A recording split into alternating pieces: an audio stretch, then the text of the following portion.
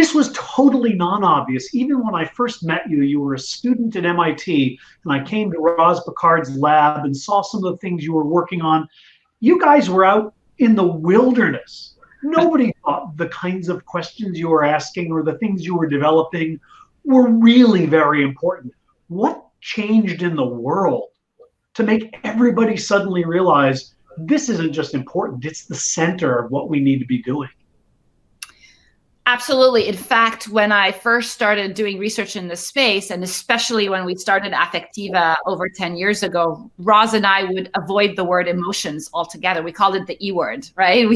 And when it came to naming the company, we didn't want to have emotions in the name of the company. And so we kind of picked a synonym, which is affect, right? Affectiva, to steer away from this entire idea of kind of computers that can understand emotions, because people didn't really appreciate the role emotions and emotional intelligence plays in our day-to-day communication, right? So I think now there's a lot more recognition that emotions influences our decision-making, our memory, our learning, our stress, our sense of stress and well-being, how we sleep, how we eat, everything, our relationships. And that was maybe not as, that was kind of not as universal, I think, as it is now. I'm sure you've kind of seen that in your work too, right? Well, actually, I'm chuckling a little bit as you talk, because the things you're saying have been obvious to every poet, playwright, grandmother, and psychologist for 2,000 years. What you're really saying is that suddenly this stuff became clear to technologists, to computer scientists, to mathematicians. People who've really had their heads buried in the technology and the mathematics of things have discovered what really the rest of the world has known forever, which is the matters of the heart are among the most important matters there are.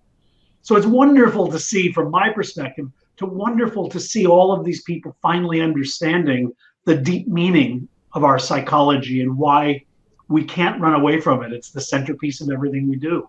Absolutely. Absolutely. And then I think the kind of core enabling technologies also kind of transformed over the last 10, 15, 20 years, right? So when I started doing this research at Cambridge and then at MIT, we didn't even have smartphones, right? We didn't even have, remember the big blurry kind of webcams that we used to stick on top, yep. Right? So we didn't have deep learning. We didn't have machine learning. We didn't have powerful kind of devices. And so I think that's been a core enabling set of technologies that has allowed, the world to see why we need human-centric, devices. We didn't have Siri, we didn't have Amazon Alexa. All of these things now exist, and I think more than ever, people realize, oh my goodness, these devices need to now interface and interact with us just the same way we interact with one another, through conversation, through empathy, and through perception.